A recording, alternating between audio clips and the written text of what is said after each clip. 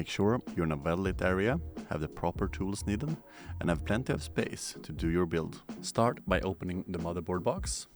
Take out all the included accessories. Remove the motherboard from the anti-static bag, but be sure to keep the bag in case you need it in the future. Put the motherboard on the box and use that to start assembling your computer. We're gonna begin by installing the RAM memory. Remove the protective plastic. Open up the clasps on slots 2 and 4. Push the memories down until they click securely in place.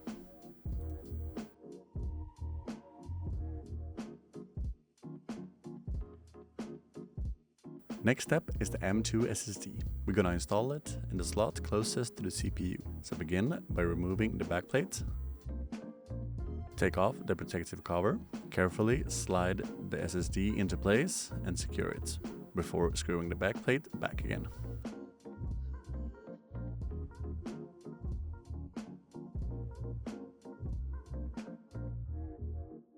Next, we're gonna install the CPU.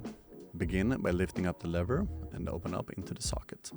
Carefully lower down your CPU, make sure it's properly aligned before pushing down the lever, and the plastic cover should just pop right off. To install the CPU cooler, we first need to remove the pre-installed brackets.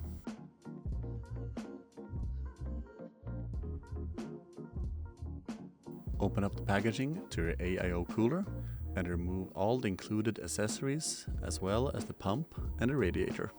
Since we have an AMD CPU, we're gonna use this bag. Remove the parts that you need. That will be brackets, bracket screws, screws for the pump, power cables, and fan screws. Now we will install the mounting screws onto the motherboard. It's time to open up the chassis, so begin by removing the side panel. Take out the accessory box and take off the protective film from the chassis fans and inside the front panel before laying the chassis down on its side. Next, we will install the I/O plate. Push the metal pin for the display port to the side before securing it into the back side of your chassis.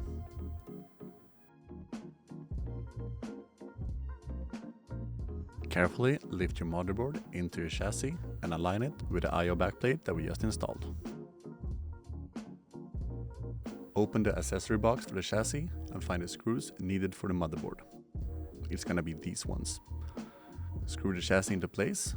It's gonna be 9 screws in total.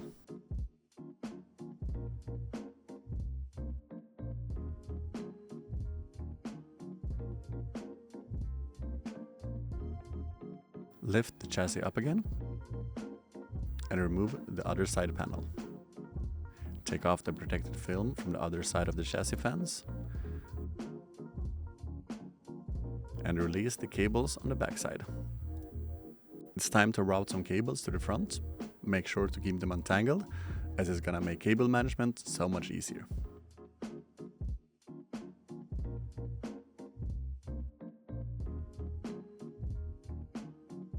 Now we plug in the front panel.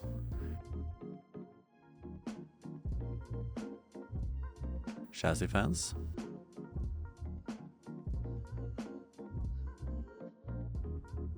RGB header. And HD audio.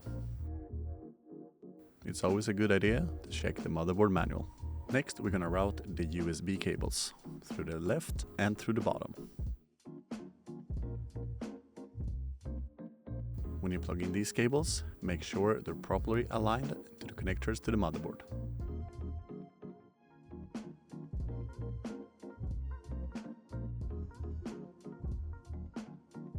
Now is a good time to tidy up some cables before we move on to the power supply. Open up the box to your power supply, remove the power supply and all the included cables. We're gonna need 4 cables for the motherboard, CPU and graphics card. Next step is that we connect the cables to the power supply. Beginning with the motherboard, it's gonna be the largest one. Remember to plug in both the big and the small cable. Next is the graphics card cable.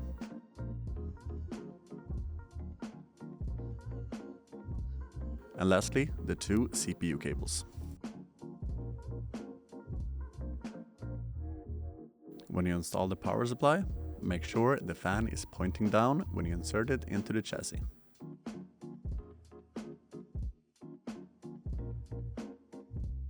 Align the power supply to the backside and secure it in place with the included screws.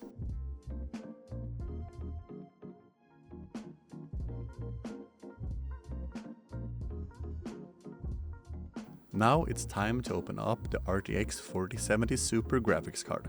Take it out of the box and out of the anti-static bag. Remember to keep the bag in case you need it in the future. Remove all the protective film from your graphics card, as well as the plastic covers for the display ports and the PCIe connector. Since this is a 2-slot graphics card, we're gonna need to remove 2 plates from the backside of the chassis. Push down the plastic pin on the PCIe slot.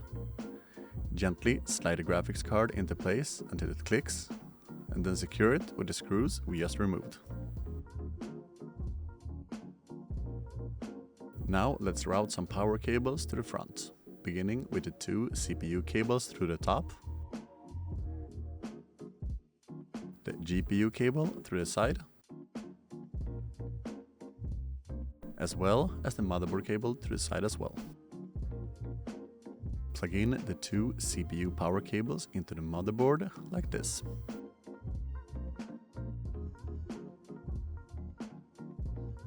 Plug in the GPU cable and make sure it's properly aligned before inserting it into the graphics card. And do the same with the motherboard cable. Make sure it's properly seated all the way down. Now it's a good idea to do some cable management before we move on to our CPU cooler. Now it's time to install the fans onto the radiator for your CPU cooler. Make sure both fans are aligned the same way and the cables are pointing inwards towards the chassis.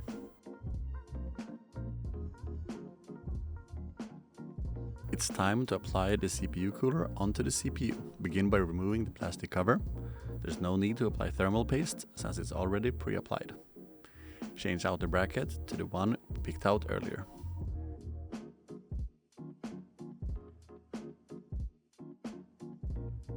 Put the screws onto the cooler and tighten them gradually so you get an even pressure and proper contact to your CPU.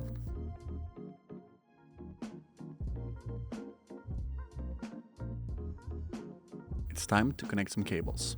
Route one cable directly above the motherboard to the back side, while plugging the other one into the pins labeled pump fan. Take the splitter, plug it into the RGB header, and route it to the back side as well. Take the other splitter, connect it to the CPU fan, and route it to the back side together with the other cables.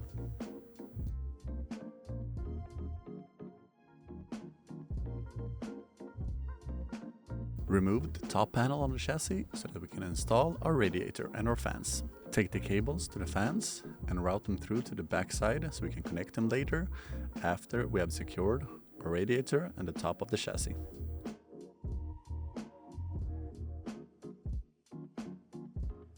Put the radiator up on the top and secure it into place with the short screws included with the AIO cooler.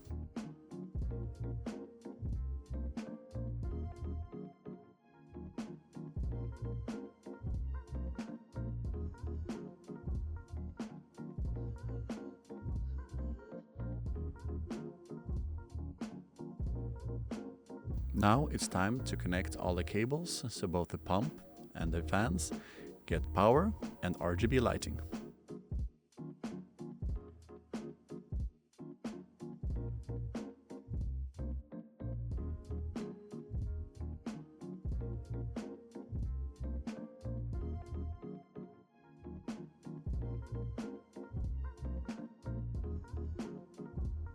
Now that everything is connected and in place, it's time to do some final cable management before we put the side panel back on again. Push the power button, and congratulations to your new computer.